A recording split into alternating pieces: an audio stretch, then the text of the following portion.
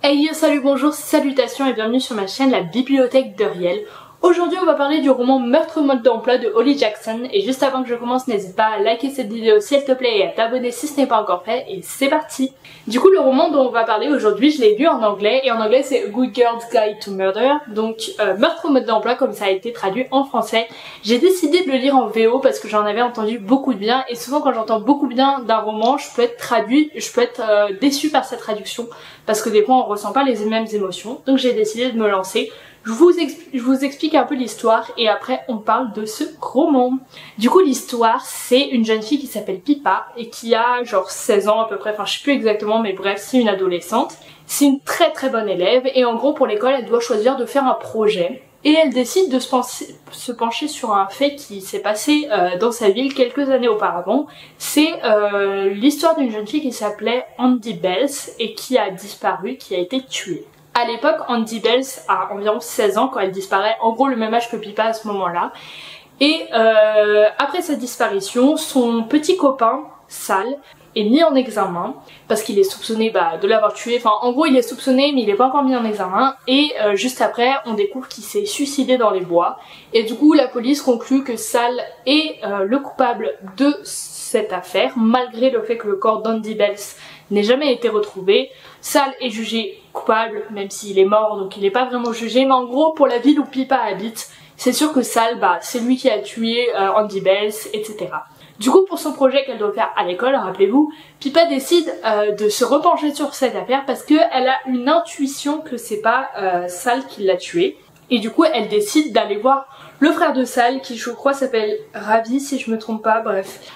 Et elle décide d'aller voir le frère de Sal, de lui expliquer son idée d'ouvrir un dossier et de se repencher sur l'affaire. Franchement au début le frère de Sal il est pas trop pour parce qu'il a pas envie qu'on refasse jaser toute cette histoire. Lui il souffre beaucoup de la présumée culpabilité de son frère parce que il est vu comme le frère de l'assassin, etc. Et dans cette histoire c'est donc comment Pippa va réouvrir le dossier et reparler de cette histoire. L'histoire de base est simple et je me disais bon, comment une jeune fille peut potentiellement retrouver le coupable d'un meurtre alors que c'est pas la police et tout. Mais c'est vrai que c'est assez bien justifié dans le livre comment elle arrive ou non à mener son affaire. Du coup ça j'ai trouvé ça plutôt pas mal. J'ai été très surprise parce que c'était vraiment très addictif. C'est-à-dire que quand je lis en anglais, j'ai tendance à être un tout petit peu moins emportée par l'histoire parce que il y a quand même une petite barrière qui fait que je suis fatiguée et du coup souvent je le lis pas le soir, etc. Mais là vraiment tous les soirs, même si j'avais pas trop le temps et que je savais que j'allais juste lire 20 pages, j'avais vraiment envie de découvrir l'histoire. Et au début encore j'étais un peu accrochée vers l'histoire mais pas tant que ça, mais plus j'avançais dans le livre, plus j'avais envie de connaître ce qui se passait. Et à la fin c'était vraiment chiant de reposer le livre et de pas savoir ce qui allait se passer après. Genre c'était vraiment très addictif et j'avais vraiment très envie de connaître la suite. Je trouvais que le roman il faisait vraiment pile à bonne longueur. Il arrivait vraiment à transmettre des émotions fortes parce que ça m'arrive rarement. J'ai été vraiment stressée par cette histoire, genre ça me faisait vraiment peur, je ressentais vraiment toutes les émotions et franchement il y a 2 ou 3 soirs où j'ai dû arrêter de le lire parce que ça me stressait trop et vu qu'il faisait noir et tout ça faisait un petit peu peur, donc c'est assez rare.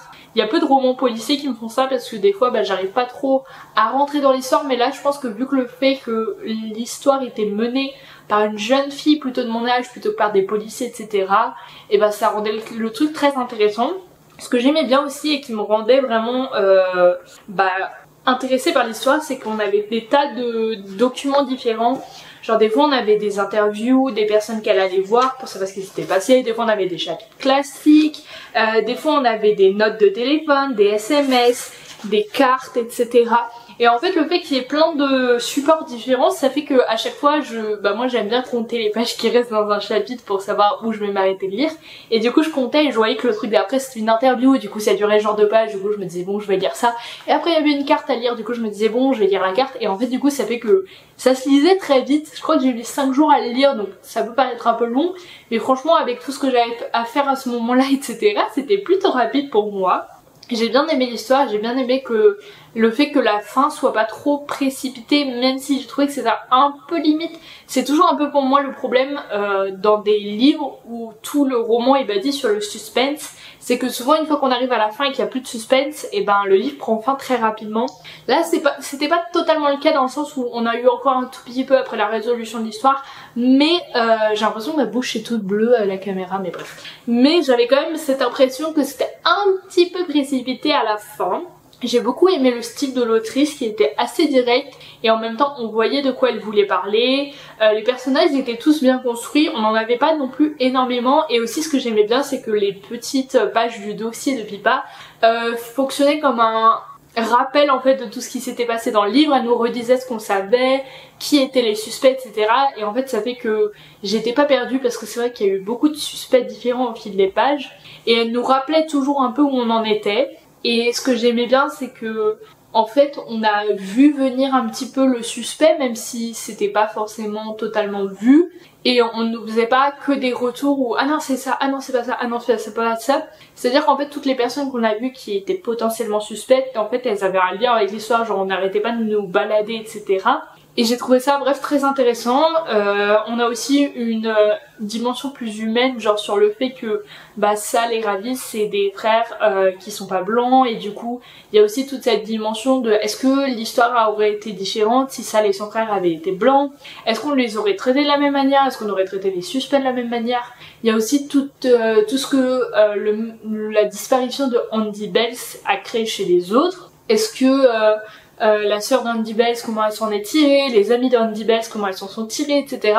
Donc on a vraiment une dimension très humaine avec les autres personnages, et aussi la dimension de Pippa, bah elle est quand même en train de vivre sa vie, il lui arrive des choses parce que ça dure longtemps son enquête, enfin ouais, elle le résout pas en un mois quoi, si elle le résout, on verra.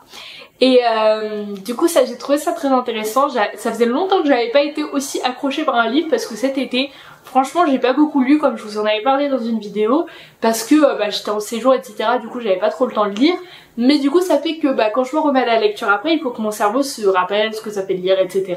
Et franchement c'est un bon livre pour se remettre à lire parce que vu qu'on a cette notion de suspense, et on a envie que ça avance. Et ce que j'ai bien aimé aussi c'est que le début était pas trop long, parce que moi c'est souvent un problème avec les livres, c'est que je mets genre 5 jours à lire les 100 premières pages et après je dévore la fin parce que c'est bien. Et là franchement le début coulait tout autant de sources que la fin, donc ça c'était vraiment super. Bref, j'ai vraiment beaucoup aimé ma lecture, je lui ai mis 5 sur 5. Je mets rarement 5 sur 5, souvent je mets 4, 4,5, des trucs comme ça. Mais 5 sur 5 c'est que le livre m'a vraiment beaucoup plu, et en fait je pense que c'est vraiment le fait qu'il ait réussi à me transmettre des émotions assez fortes qui fait que je pense que pour moi ça a marché. Genre vraiment le stress que je ressentais, il était réel, il était là quoi, et du coup ça fait que ce livre je l'ai beaucoup aimé. Je vous le conseille. J'ai pas encore lu la suite, j'ai acheté du coup le tome 2 et 3 direct parce que j'avais trop envie de connaître la fin, mais j'ai un peu galéré à les trouver parce que je voulais les acheter en anglais. J'ai fini par les commander sur internet parce que c'était introuvable en magasin, et du coup j'ai assez hâte de les lire. Et aussi j'ai découvert que le livre 1 a été adapté en série, en mini-série on va dire, sur Netflix. J'ai trop envie de le voir, mais j'ai peur que ça me fasse un peu peur, même si maintenant je connais la fin, parce que il y a une atmosphère très stressante dans ce livre et j'ai peur que ça me stresse un petit peu juste avant de dormir. Du coup je pense que je vais le regarder, mais peut-être pas tout de suite. Si j'en ai envie je vous ferai une petite vidéo pour vous raconter comment j'ai trouvé la série par rapport au livre, on verra. Mais en tout cas c'était une très bonne lecture pour moi, je vous le conseille totalement si vous avez envie d'un petit livre policier. Mais en même temps c'est pas que policier, c'est ça qui est bien, parce qu'on a plein d'autres trucs, c'est pas que une enquête, on a aussi toutes les relations entre les personnages qui sont hyper intéressantes. Du coup je vous le conseille totalement. Et voilà, j'avais que ça à vous dire, j'espère que cette vidéo vous a plu. Si c'est le cas, n'hésitez pas à mettre un like, à commenter et à vous abonner à ma chaîne YouTube. Et voilà.